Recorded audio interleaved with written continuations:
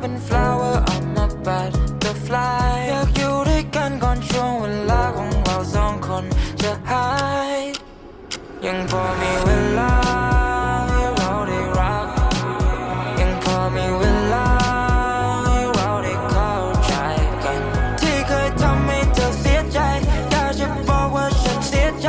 พูดตรงๆว่าฉันไม่อยากจะเสียเธอไปอยากจะกอดเธอนานๆกอดเธอได้ไหม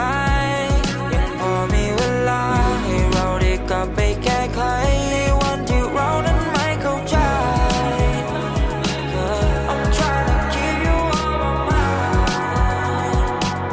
ตอนนี้ยังพอมีเวลาตอนนี้ยังพอมีเวลา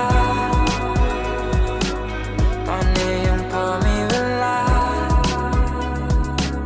ตอนนี้ยังพอมีเวลาในบางทีฉันทำผิดไปแต่ว่าเธอก็ให้อภัยเพราะว่าเธอไม่เหมือนกับใครที่เดินเข้ามาแล้วเขาก็ไปฉันไม่เคยจะมีอะไร but girl you come to shake my life baby can't you stay can't you baby can't you stay tonight ยังพอมีเวลาให้เราได้รักยังพอมีเวลาให้เราได้เข้าใจกันที่เคยทำให้เธอเสียใจอยากจะบอกว่าฉันเสียใจพูดตรงๆว่าฉันไม่อยากจะเสียเธอไปอยากจะกอดเธอนานๆกอดเธอได้ไหม